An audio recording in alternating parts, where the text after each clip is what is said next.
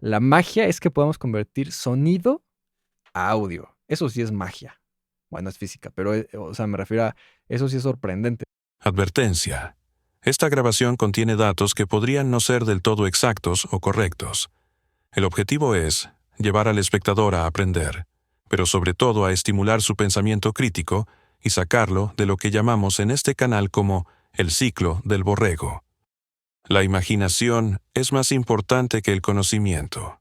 El conocimiento es limitado y la imaginación circunda el mundo. Albert Einstein. Muy bien. Pues listo, vamos a comenzar con ese stream que va a estar buenísimo porque ahora sí hasta estudié porque no quiero equivocarme en nada de lo que vaya a decir. Pues bueno, comencemos con esto que es la historia de los reproductores y grabadores de audio. Van muy de la mano porque prácticamente grabar y reproducir son como lo mismo, pero aplicado de diferente manera. Recordemos brevemente el sonido que es, ¿no? El sonido son vibraciones que nosotros lo escuchamos a través del aire, entonces pues realmente es algo muy similar lo que pasa con el oído, como con lo que pasa al momento de grabar mecánicamente o análogamente, ¿no? Incluso lo que pasa en un micrófono. Entonces vamos a ver cómo funciona esto. Si hay un impulso de aire, hay un receptor que digamos que es una membrana, puede ser como la del tímpano, o sea, una capita de plástico, una capita de incluso de aluminio, de lo que sea, con la que va a chocar ese aire. Entonces al momento de chocar, va a ir hacia enfrente y va a tener un movimiento así, ¿no? O sea, el sonido tal cual, al viajar en el aire, hace esto, pero avanzando, y un micrófono lo que detecta es este movimiento. Entonces, tal cual es eso. Ahora ese es el principio básico de grabación. Ahorita les voy a explicar por qué. Vamos a ver desde dónde empezó todo esto de no tal cual de la grabación de sonido, pero sí de la reproducción de sonido, ¿no? Bueno, para empezar, esto que ven aquí, esto que ven aquí es el primer teléfono que originariamente pues pensaban que era de Graham Bell, el inventor del teléfono. Pero pues después hubo unos estudios y todo de que descubrieron que realmente el primer teléfono fue este, por Antonio Meucci, creo que se pronuncia, muchísimo antes incluso del fonautógrafo, o sea, creo que fue como 1830 por ahí. Entonces a mí me impresiona porque antes ni siquiera había como tal cual esta idea muy definida de si el sonido se podía convertir a electricidad y luego reconvertir a sonido, ¿no? Entonces, pues bueno, ese es el descubrimiento que se hizo. Este fue el primer teléfono y así funciona. Tú hablabas, la verdad es que no sé, no hay videos ni nada, entonces supongo que tú hablabas por aquí y se reproducía del otro lado. La historia es de que Antonio Meucci, o como se pronuncie, pues creó esto porque su esposa estaba enferma y no lo dejaban acercarse a su esposa. Entonces este güey inventó este teléfono para poder comunicarse con su esposa haciendo pues una especie como de micrófono, antes de que se llamaran micrófonos, que pues se conectaban los cables de un extremo a otro y funciona básicamente como los vasos que se conectan por un hilo, básicamente así, pero en vez de ser un hilo, pues son cables que al momento de tú de amplificar con una batería la onda, pues hace que suene más fuerte del otro lado, ¿no? Entonces, pues bueno, así empezó históricamente. Ahora, comercialmente es muy diferente, porque, a ver, esto fue un invento que justamente hizo alguien que lo necesitaba, lo hizo, nunca lo patentó, después hubo problemas porque lo quería patentar y no podía, pero en ese momento no lo patentó porque no tenía dinero, entonces pues así empezó todo, ¿no? De ahí a que realmente haya sido una influencia para lo que viene, quién sabe, eso sí no lo sabemos. Después de esto vino el fonoautógrafo, que es este de acá.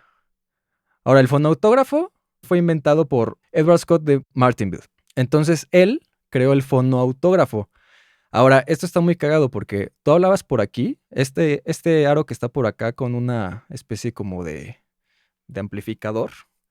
Tú hablabas por aquí, básicamente gritabas porque pues, no había forma de amplificar esto. Y del otro lado había una aguja. Aquí en el pico había una aguja y aquí hay un cilindro que era de papel cubierto de como de carbón, así como un polvo negro, ¿no? Que estaba en el papel.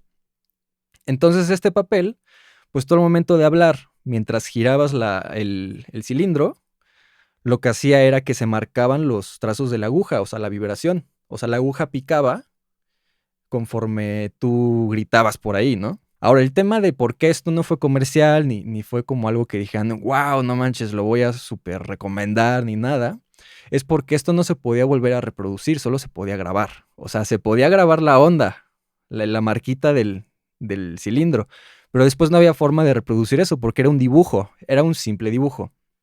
Eso fue lo segundo que inventó, y esto sí dio pauta, de cierta forma, para la idea del fonógrafo. Ahora, la idea del fonógrafo, todo el mundo dice como de que Edison y Edison y Edison y Edison. Bueno, pinche Edison robó todo el tiempo era como un tipo Elon Musk que realmente era empresario, pero no era científico. Este güey pues se robaba un buen de ideas, entonces quién sabe cuáles eran suyas, quién sabe cuáles eran de alguien más. Hay mucha especulación de que el verdadero creador del fonógrafo fue alguien que se llamó Charles Cross. Entonces el fonógrafo, este es el fonógrafo.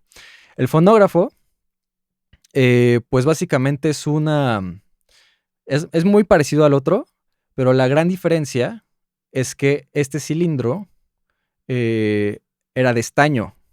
Después se creó de cera porque vieron que la de metal se desgastaba muy rápido y la de cera de alguna forma funcionaba mejor. No sé cómo es que funcionaba mejor, pero funcionaba mejor. El tema es que la de cera era muy frágil. Entonces era igual, hablaban por aquí, gritaban, y de este lado giraba el cilindro, así iba el cilindro así, y a la misma velocidad con la que girabas tenías que ser como que súper constante, ¿no? Que no fueras más rápido y más lento después para que fuera un sonido, pues, que fuera a la velocidad necesaria, ¿no? Porque si no se empezaba a escuchar grave, luego agudo, si ellos más rápido y así. Es como una caja musical. Ahora, esto sí se podría volver a reproducir si se volteaba el cilindro y se volvía a girar, ¿no? O sea, era como que ya estaba grabado y luego lo volvían a reproducir. Entonces, ahora sí, pues ya esto ya empezó a ser comercial. Ahora, el problema de esto, que esto fue en el año, a ver, ahorita les digo, aquí lo tengo anotado. Fonógrafo, fue en el 877. Bueno, también tengo que decir algo. Charles Cross, el que les dije antes de Edison, él como que tuvo la idea y no lo patentó porque tampoco hizo algo material, o sea, no lo puso en práctica. Lo sospechoso es que él dice que desde antes, pues él ya había pensado en la idea y que Edison se la robó y todo esto, y pues no hubo forma de comprobarlo. Pero bueno, sabemos cómo es Edison por todo su historial, entonces probablemente pues sí haya sido un robo, ¿no? Entonces, bueno, el fonógrafo funciona así, y la razón por la que no funcionó tanto, pero pues en su momento sí fue un hit, es que pues el cilindro es muy pequeño, o sea, duraba creo que 2 minutos a lo mucho, y se creó principalmente para voz. O sea, nunca se pensó en nada de música, nunca se pensó en algo así como lo que ahorita pensarías que es, ¿no? Para hacer podcast, ¿no? O sea, no, o sea, era precisamente solo para voz de políticos. ¿Por qué? Porque la idea era, se quería que los políticos pudieran registrar su voz en algo para que quedara para la posteridad. Ahora, otro tema es, el cilindro se podía reproducir unas 3, 4 veces, ya más ya no, porque se desgastaba. O sea, esos surcos, esa ondita que se formaba, pues ya dejaba de funcionar por completo y pues ya tenías que tirar esta cosa y pues ya, o sea, no era funcional a largo plazo, ¿no? Por lo mismo, pues no se usaba para música como tal. Tanto el tiempo, la baja definición, porque era malísima, o sea, apenas se entendía, y pues efectivamente que eran muy frágiles, ¿no? Los cilindros. Ahora regresemos al teléfono porque hay otra cosa. Ven que decía que Graham Bell, pues se desmintió que él fue el creador. Sin embargo, él lo mejoró muchísimo. El teléfono de Bell fue en 1876. Recuerda que el de Antonio Meucci fue como en el 30 y tantos, 1830 y tantos, ¿no? O 50 y tantos a lo mejor, pero bueno, mucho antes que el de Bell.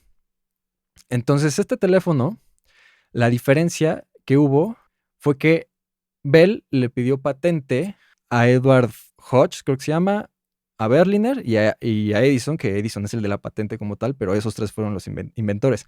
Entonces la pidió para poder hacer este teléfono, y pues el micrófono de este teléfono era mucho mejor que el que había originado, ¿no? O sea, digamos que el teléfono de Bell aunque se patentó en el 877, realmente empezó a ser muy funcional como hasta por el 880, cuando pidió la patente a Edison. Pero bueno, ahorita hablamos de eso.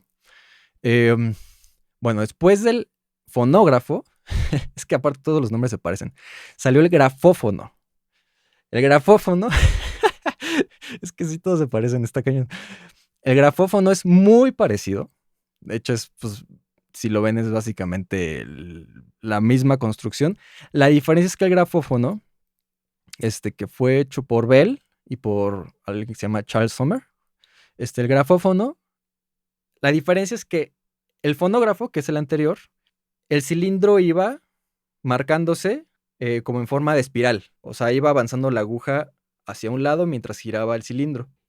Y el grafófono empezaba a marcar, pero de una forma como horizontal. O sea, la aguja iba haciendo esto, mientras iba haciendo esto, y mientras iba girando poco a poco el cilindro, ¿no? O sea, en vez de que fuera alrededor del cilindro, se hacía como en líneas, como si fuera un pergamino. Entonces, digo, era un mecanismo mucho más complejo, pero tan malo fue, o sea, tan complejo fue y tan malo fue porque igual daba los mismos resultados, nada más que daba más tiempo de grabación, que no salió comercial nunca, ¿no? Entonces, nada más se tiene como que digamos, el boceto, a lo mejor sí existe uno físico, pero uno, ¿no? O 3, pero no se hizo comercial. Entonces ese fue el grafófono. Luego salió a ver, espérense, este es el gramófono. Es que el otro es grafófono, este es el gramófono. El gramófono ya hizo una revolución más grande todavía. O sea, obviamente la revolución principal más grande fue el fonógrafo, ¿no? O sea, ese fue el que puso en la mira el grabar sonido y reproducirlo. Luego el gramófono, que es la diferencia es que aquí ya empezó a usar el disco. Ya era un disco en vez de ser un cilindro. Entonces tenía muchísima más capacidad y aparte el disco ya era ya era más sólido. Entonces, ¿qué pasa? Aquí ya se utilizaba otro tipo de grabación, o sea, ya no era como el cilindro que era directo. De hecho, algo muy curioso, voy a regresar tantito al fonógrafo. Cuando empezó a hacerse música, que era rarísimo, o sea, había muy pocos cilindros con música, empezaron a grabarlo como por distancias. Es decir, si querías grabar una orquesta, el ingeniero de audio en ese entonces, que no era de audio porque no existe el audio, sino este tipo de sonido, cuando grababan, tenían que posicionar a diferentes distancias a los músicos porque ese era el volumen al que iba a sonar, ¿no? Y eso fue en general, siempre que se usó este tipo de grabación que es como pues ni siquiera análoga, sino literal mecánica. Cuando se empezó a usar esto, pues haz de cuenta, si querías que el violín sonara más fuerte, ponían al violín súper cerca de la boca y ponían al pianista más lejos y a los chelos más lejos o cosas así.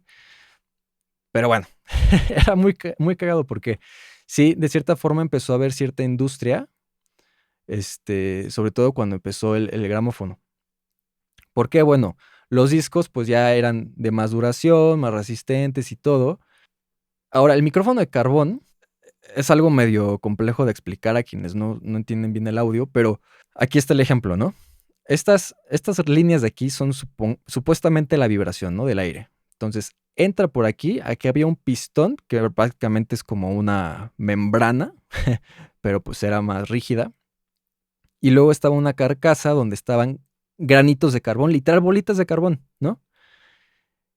¿Y qué pasaba? Cuando tú hablabas por ahí, de cierta forma el carbón hacía que se formara cierta carga eléctrica al momento de chocar entre sí, que podía activar pues el transformador, ¿no? O sea, podía activar una bobina que enviaba la señal eléctrica. Entonces, a partir de ahí ya podían grabar voces. Antes no se podía porque, pues, ¿cómo grababas por el fonógrafo mientras había música? Voces, ¿no? Pues no, toda la música opacaba la voz. Tenían que tener voces súper potentes para que se llegara a escuchar. Ahora, cuando existió el micrófono de carbón y se empezaron a hacer ya las grabaciones en disco, entonces ya podían grabar voz porque ya podían amplificarla, ya podían subirle el voltaje y, bueno, la potencia y hacer que se marcara más fuerte el surco de la voz que de los demás instrumentos, ¿no? Entonces, después de que existió el gramófono, ahorita voy a explicar tal cual también el funcionamiento de por qué un vinilo suena sin nada, ¿no? O cómo funciona una cinta, ¿no? Ahorita lo explico, pero por ahora es nada más la línea de tiempo. Posteriormente, ya hasta después de un chingo de tiempo, en 1925, o sea, estamos hablando del 878 al 925, hasta el 925 existió el tocadiscos. O sea, todo ese tiempo tuvo que pasar para que pensaran en hacer esto eléctrico también, no solamente el micrófono, sino esto también. Es decir, ahora el disco va girando mientras va reproduciendo los surcos de las hendiduras que grabó el micrófono, digamos, por donde entra el sonido, y después va la aguja, después va a un imán que convierte esas vibraciones en electromagnetismo y se convierte a electricidad, y para después ir a unos altavoces, o sea, bocinas que vuelven a convertir ahí sí es audio, el audio a sonido. Ahorita lo explico a detalle, repito, pero así empezó, ¿no? Entonces aquí ya las ventas eran exorbitantes porque ya todo el mundo podía tener su reproductor de música. Es decir, desde antes, desde el gramófono ya, muchos tenían, sobre todo gente con mucho dinero, tenían ya su gramófono en su casa, ¿no? Ay, las abuelitas y así, o sea, tenían su gramófono. De hecho, todavía hay muchas casas, sobre todo de gente rica, que tienen uno ahí abandonado, que obviamente ya está descompuesto, pero pues, pues así hasta en las caricaturas lo dibujan, ¿no? Y pues así era, no se conectaba la luz, ¿no? O sea, era de cuerda. Todos los ricos tenían su cosa esta para escuchar música, que principalmente era música clásica o de ópera, porque no había música pop, ¿no? Tan común. Aquí ya, pues les digo, la invención fue en el 925, pero realmente se empezó a utilizar mucho después de los 50s. Entonces todo esto del vinilo y todo esto es precisamente de los 50s y 60s su boom.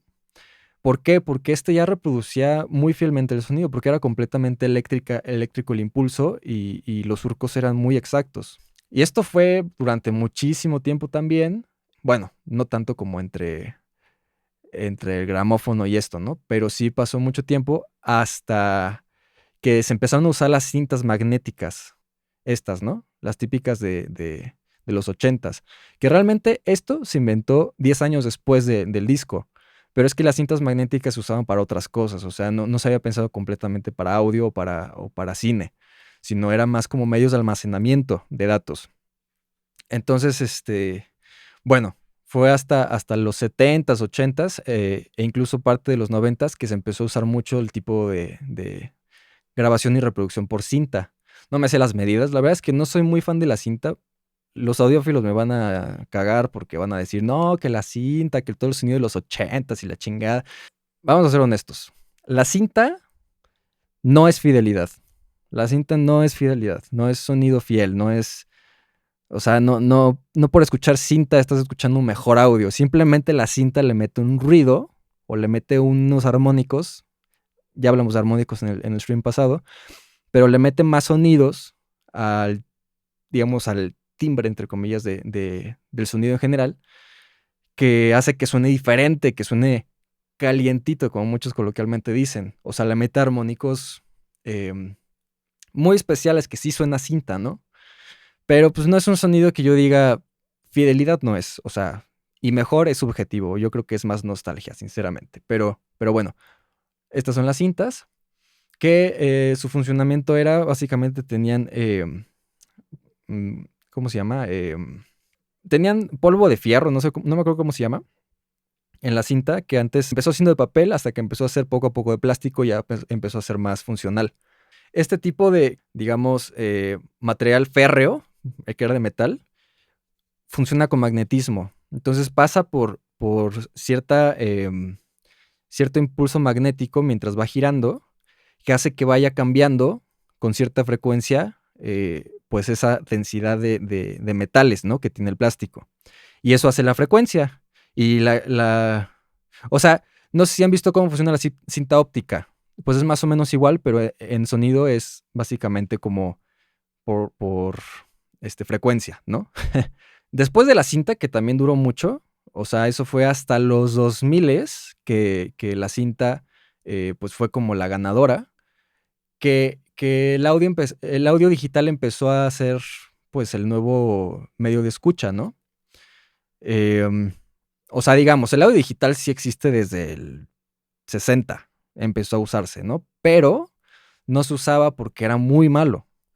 Apenas en los 90 empezó a ser mejor incluso que el vinilo, ¿no?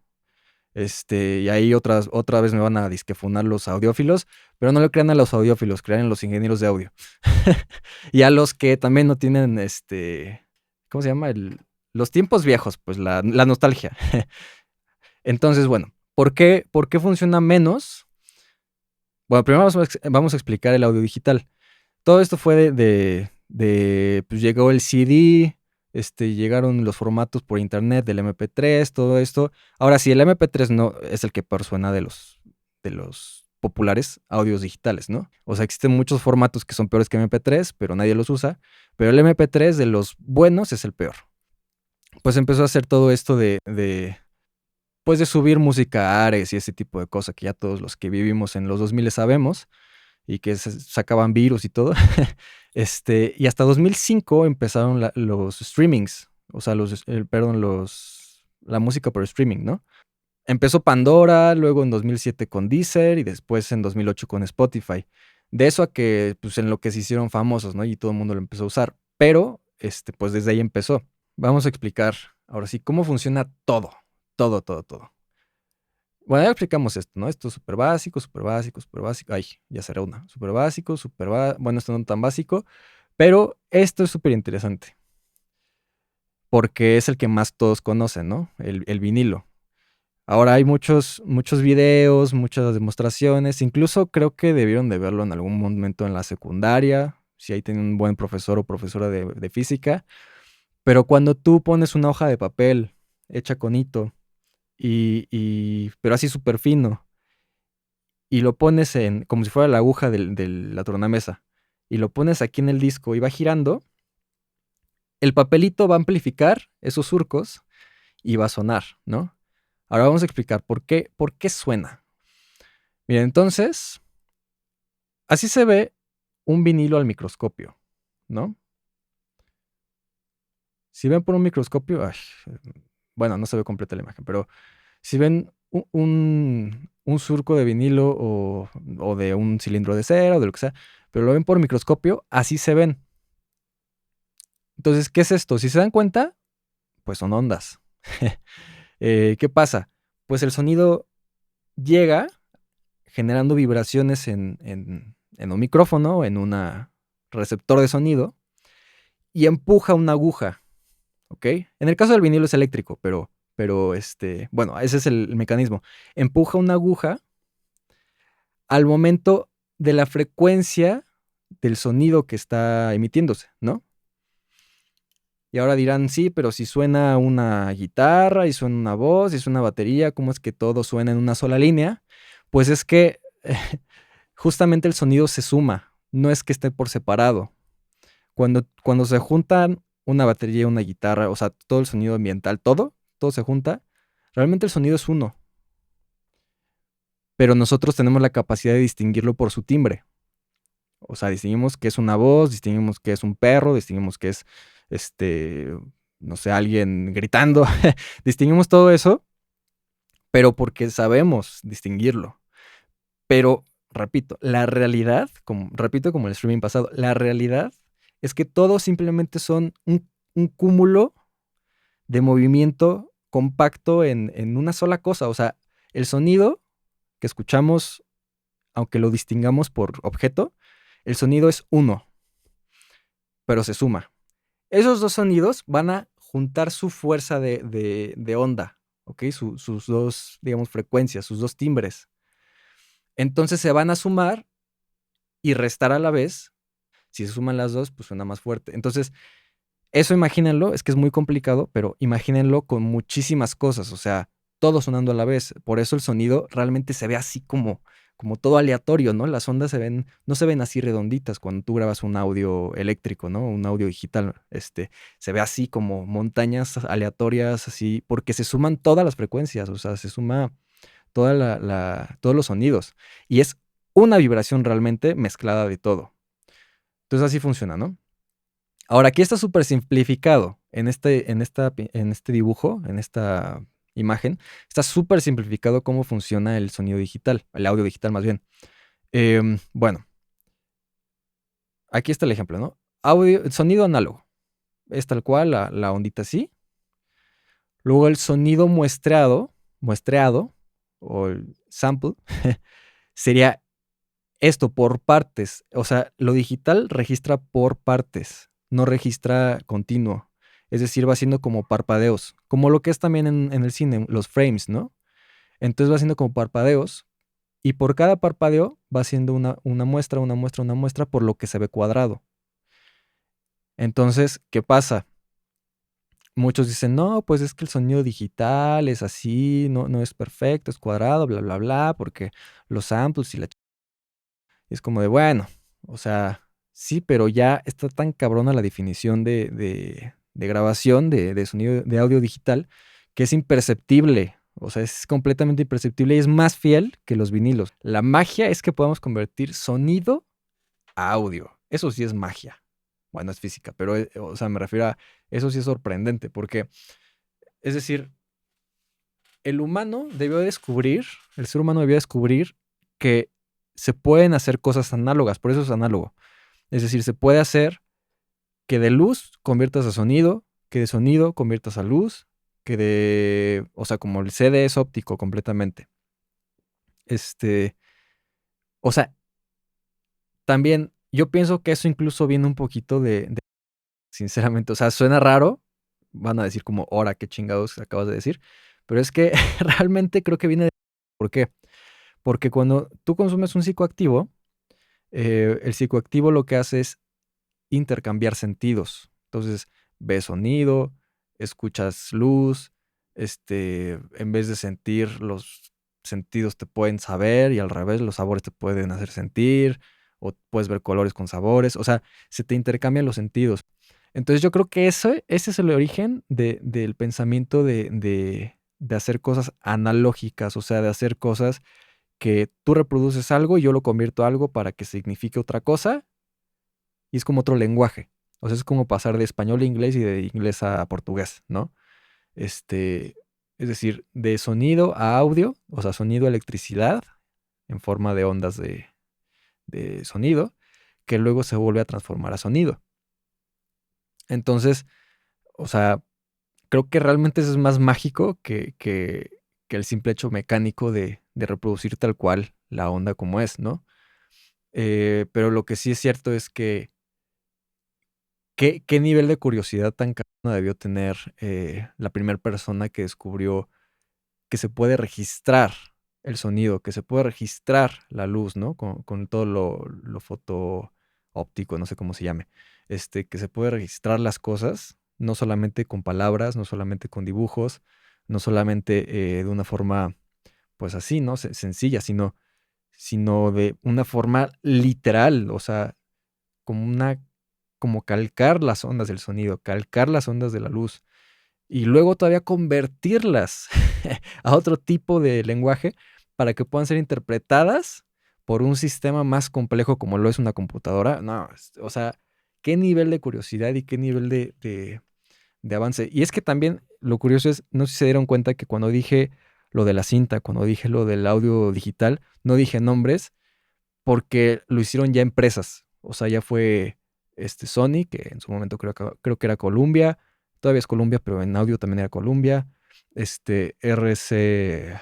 RCA, estas industrias que llevan, más bien estas empresas que llevan añísimos, o sea, desde el origen del audio, em, pues básicamente fueron las que juntaron equipos de personas que por alguna razón no dicen los nombres, pero debieron ser muchísimas, que dieron ideas para aportar a un nuevo producto, como lo es ahora cualquier empresa. O sea, ahora los productos no son una persona que te dice, inventé esto, sino es un equipo de trabajo completo que está liderado por una persona que tiene dinero, que dijo, ay, quisiera que ojalá existieran los sueños inducidos, como Elon Musk, ¿no?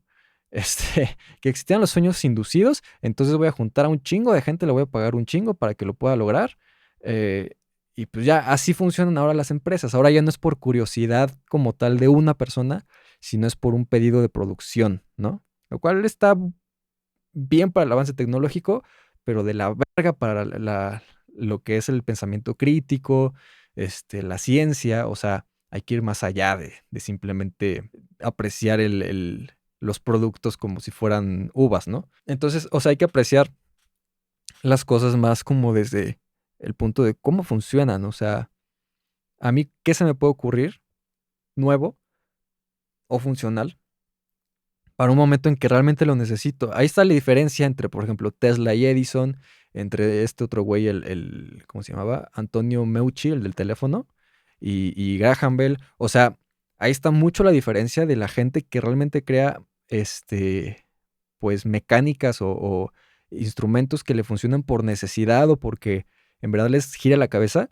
y por los que buscan más la venta o la fama, ¿no? O sea, este güey, el Antonio, el güey Antonio, Meucci, pues el güey estaba triste porque no podía hablar con su esposa. O sea, es hasta algo romántico, ¿no? No podía hablar con su esposa, por lo tanto, eh, dijo, voy a buscar la forma hasta lo imposible, hasta lo que parece magia para poder hablar con ella, ¿no? O sea, voy a crear un dispositivo que me pueda tener a 10 metros de ella y pueda hablar con ella, pueda escuchar su voz, ¿no? Tranquilamente. O sea, realmente eso fue una necesidad. O sea, fue algo que hizo no por el hecho de, ay, voy a buscar cómo vender, sino por el hecho de tal cual querer hacerlo, ¿no? Tesla igual con la electricidad. O sea, era su pasión la electricidad. No solo la electricidad, en general decía que si quieres conocer al universo tienes que entender a las ondas. Y es que es verdad, todo es frecuencia, todo es vibración. Entonces, o sea, ya sabemos, luz, sonido, radiofrecuencias, todo es vibración. Em, entonces, él estaba apasionadísimo por todo esto. Todos los inventos que hizo los hizo sin fines de lucro. O sea, los hizo completamente por el conocimiento y por el bien de la humanidad. Y ahí están las otras empresas como Edison, que llegan y, ay, no, si yo te voy a robar tus cosas, yo lo patento y todo, y ya, ¿no? Lo venden, lo hacen un cagadero, y así es el capitalismo. Este, y pues ya, de hecho, no sé bien si fue Edison, pero seguramente sí, porque eso hacía ese cabrón, el que destruyó el laboratorio de Tesla. Hubo alguien que lo destruyó, no sé si fue Edison, pero estoy casi seguro que fue ese cabrón. Em, Destruyó el laboratorio de Tesla porque había descubierto, pues, cosas muy densas, ¿no? Que ponen en riesgo, pues, el capitalismo, de cierta forma, pues, el hecho de estar consumiendo, por ejemplo, electricidad. Se dice que Tesla había inventado ya, o tenía por lo menos el prototipo, de la energía infinita. O sea, de que ya pudieras, incluso inalámbricamente, tener energía y que fuera infinita. Pero claramente, igual que los carros, o sea, que funcionan con agua, o sea, desde hace como 3 décadas más o menos, ya alguien había descubierto cómo hacer carros que funcionen a base de agua. O sea, en vez de usar gasolina. Más lentos, obviamente, porque pues no tiene la infraestructura. Repito, es una sola persona, no es un equipo de trabajo. Entonces, pero inventó la forma de que un motor funcione con agua, sin necesidad pues, de combustión, ¿no? Bueno, de combustión, sí, de combustión. Entonces, ¿qué pasa? Pues no. O sea, la industria petrolera, la industria hay muchísimos intereses. Eso pasa en todas las industrias, de la música, de la medicina, pues, de los autos, del deporte. O sea, en todas las industrias, tal cual las industrias se encargan de venderlo y de sabotear todo lo que les quite, pues, capital, ¿no? Me desvío un buen. Pero entonces así funciona. O sea, qué impresión realmente.